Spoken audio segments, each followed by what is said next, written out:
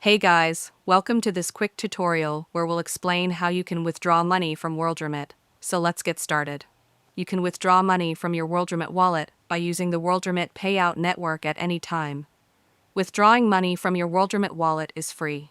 Select the transfer button below your balance and choose to withdraw using your preferred payout option. For example, options typically include cash pickup, bank transfer, or mobile money transfers, etc. Select the amount you want to withdraw.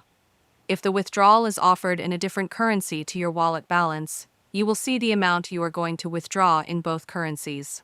For example, if your wallet balance is in USD, but the payout option which you have chosen, for example cash pickup, is in a local currency, then the amount you are withdrawing will be shown in both currencies.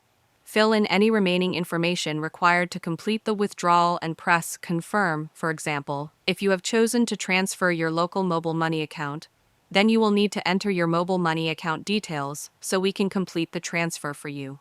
You will be notified by email and SMS as soon as the money has been delivered into your mobile money account or bank account, or is when it is available for collection as cash.